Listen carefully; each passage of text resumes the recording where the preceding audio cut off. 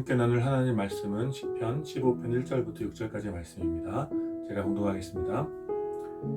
여호와여, 주의 장막에 머무를 자 누구 오며 주의 성산에 사는 자 누구 오니이까.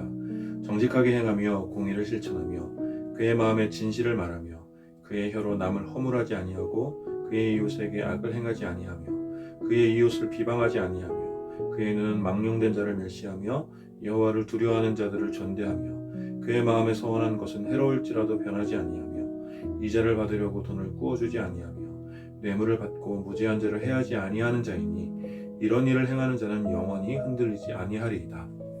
아멘. 오늘 이 말씀을 중심으로 시편 말씀 나눔 9번째 시간 누구입니까? 라는 제목으로 여러분들과 함께 은혜를 나누기 원합니다. 코로나 시절이 길어지면서 신앙생활에 어려움을 겪는 사람들이 많이 있는 것 같습니다. 특별히 지금까지의 신앙생활에 익숙해진 사람들은 익숙한 대부분의 것들을 지금 하지 못하는 오늘의 상황들에 대하여 매우 힘들어하는 것 같습니다. 교회에 가서 함께 모여 예배를 드리지 못하고 또 보고 싶은 지체들과 함께 교제했던 그런 시간들을 갖지 못하기 때문에 그런 시절들을 그리워하며 오늘을 힘들어하는 것이죠. 저 역시 함께 모여 예배 드리고 싶고 함께 모여 함께 은혜를 나누며 교제하는 그런 시간들이 그립습니다. 그러나 저는 한편으로 오늘의 이런 상황이 우리의 신앙을 점검하는 매우 중요한 시기라고 생각을 합니다. 그동안 우리의 신앙이 너무 교회 건물 중심적이었는지는 않았는지, 너무 주일 중심적이지 않았는지, 또 지나치게 예배 중심적이지 않았는지를 생각해 보게 됩니다. 지금까지 우리는 너무 당연하게 우리 신앙의 척도를 주일날 교회 건물 안에서 또 신자들의 공동체와 함께 드리는 예배라는 의식을 통해서만 판단하려고 한 것은 아니었는지 돌아보게 되는 것이죠. 교회 출석을 잘하고 주일 성수를 잘하고 신자들의 공동체 속에서 종교적인 언어를 잘 사용하며 또 전형적인 예배 의식을 아주 능숙하게 참여하면서 좋은 감정을 얻는 것, 바로 이러한 것들이 우리 신앙의 대부분을 형성하고 있는 것은 아닌지 돌아보게 됩니다. 그런 면에서 오늘 우리가 함께 읽은 이 시편은 매우 중요한 관점을 우리에게 가르쳐 주는 것 같습니다.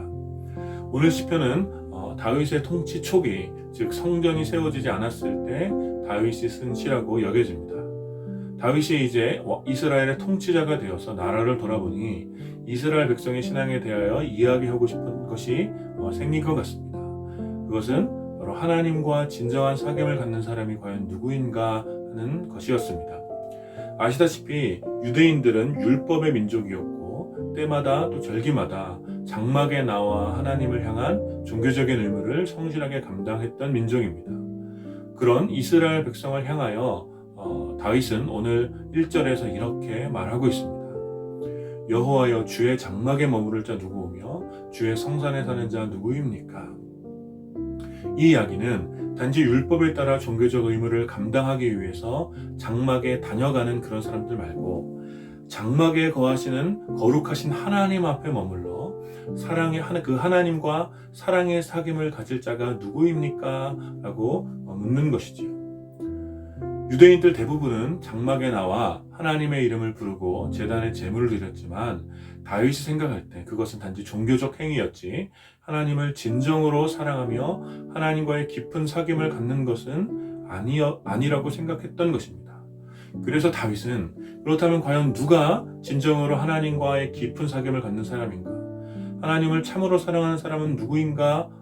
라고 질문하며 이제 이 노래를 이어가는 것입니다. 그것이 2절부터 나오는 내용인데 다음과 같죠.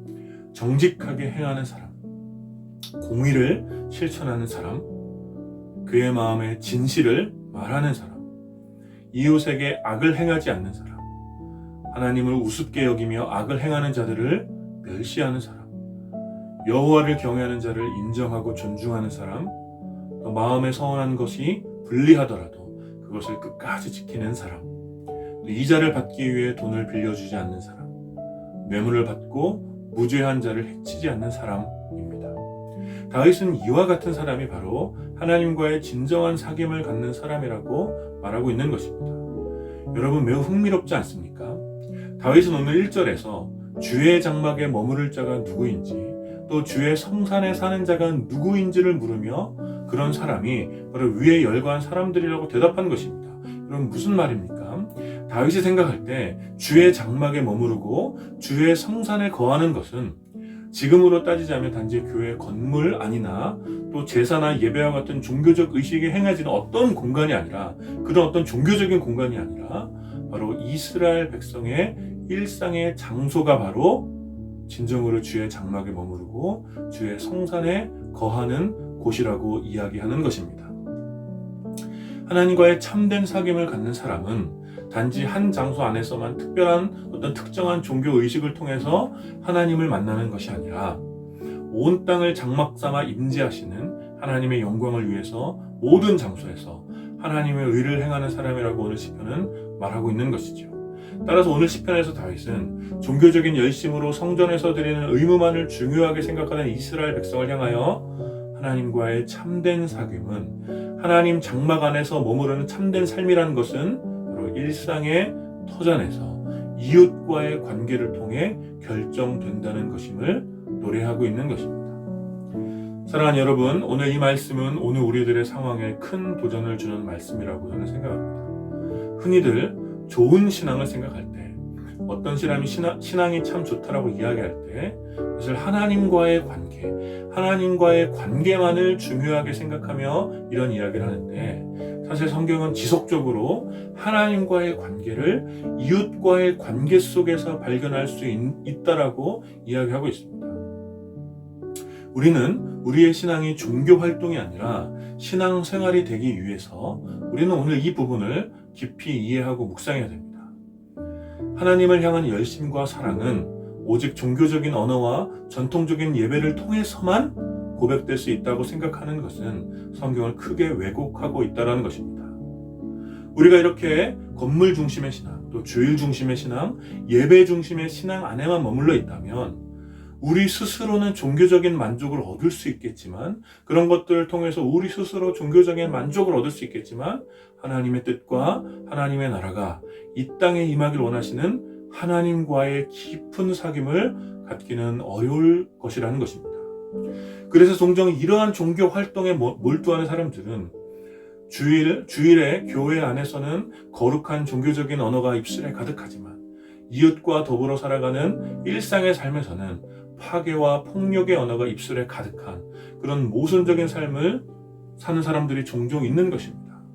교회에 열심히 다니지만 일상을 거룩한 교회로 살아내지 못하는 교인들, 예배 가운데 종교적 황홀감에 젖어 눈물을 흘리지만 우리 곁에 불쌍한 사람들을 바라보며 눈물을 흘리지 못하는 교인들, 성경을 통독하며 열심히 성경 공부 모임에 참석은 하지만 자신의 이익을 위해서는 거짓을 일삼고 이웃을 속이는 것을 두려워하지 않는 그런 교인들, 교회 안에 다양한 소그룹에 참여해 삶을 나누고 서로를 위로하는 데는 익숙하지만 위로가 진정으로 필요한 교회 밖에 있는 이웃들을 향하여 전혀 관심이 없는 그런 교인들, 이런 모순적인 모습이 우리들 가운데 있지는 않은지 우리는 물어야 하는 것입니다.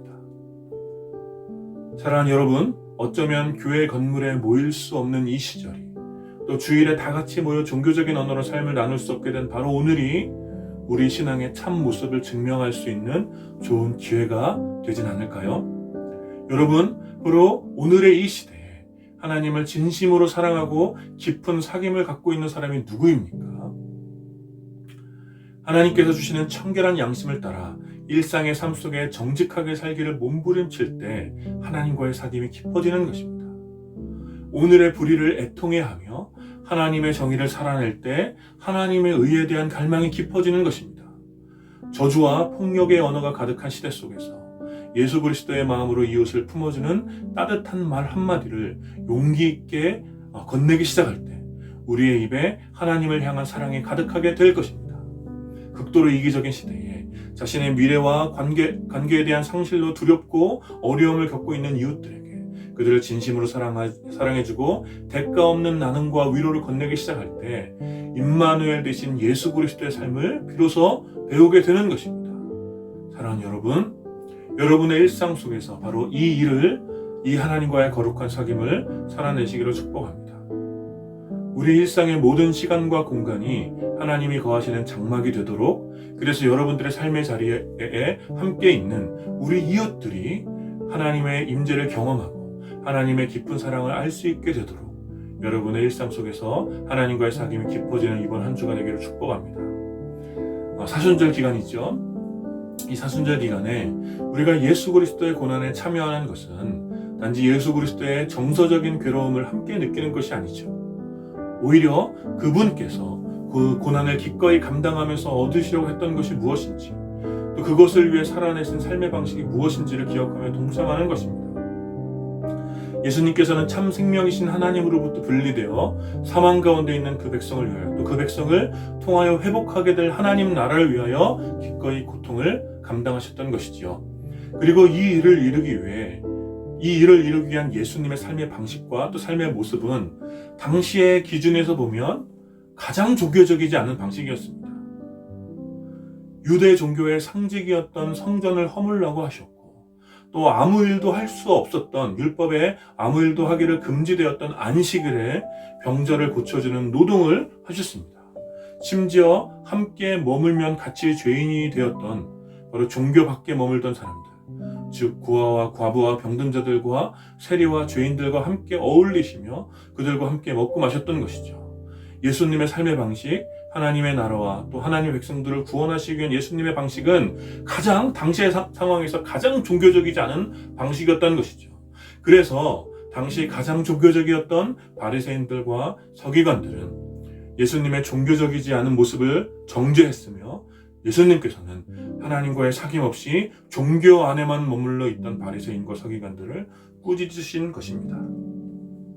사랑하는 여러분, 오늘 시편의 말씀과 함께 예수님의 이러한 삶을 깊이 묵상하시기를 바랍니다. 하나님을 진정으로 사랑하는 것, 하나님과의 사귐이 깊어지는 것, 하나님의 뜻을 이루어드리는 것, 이 모든 것들은 절대 교회 건물 안에만, 또 혹은 주일 예배 안에만 가두어두고 그것을 통해서만 드러나는 것이 아님을 여러분들이 기억하시기를 바랍니다. 우리들은 하나님의 거룩한 영광과 진리의 말씀이 또 교회를 넘어 또 우리의 종교적 행위를 넘어서 또 신자들의 공동체를 넘어서 우리의 일상의 공간과 온 땅에 충만해지도록, 우리가 살아내는 매일매일의 평범한 삶 속에서 충만해지도록 모든 곳에서 하나님과의 사귐을 이어가야 하는 것입니다. 그래서 우리들은 단지 교회를 가는 성도들이 아니라 일상에서 교회가 되는 삶을 살아가는 공동체로 모이는 것이죠. 매주 우리가 하는 고백처럼 우리는 흩어지기 위해서 모이기 위해서 일상에서 거룩한 교회로 살아가는 사람들입니다. 여러분, 하나님을 사랑함이 예수 그리스도를 향한 여러분의 진심이 여러분의 하루 속에서, 여러분들의 하루하루 속에서 정직하게 담겨질 수 있도록 흩어진 곳에서 삶의 예배자가 되어주십시오. 삼위일체 하나님을 향한 여러분들의 진실한 마음을 여러분들이 만나는 이웃들과의 관계를 통해서, 또 여러분들이 살아가는 모든 공간과 시간 안에서 여러분들이 증명하시기를 축복합니다. 그래서 이 시대에 하나님의 장막 안에서 하나님과의 깊은 사귐을 갖고 하나님을 진실로 사랑하는 사람이 누구입니까? 라고 누군가가 묻는다면 바로 저와 여러분들이 그 사람이 바로 저입니다 라고 대답할 수 있기를 축복합니다.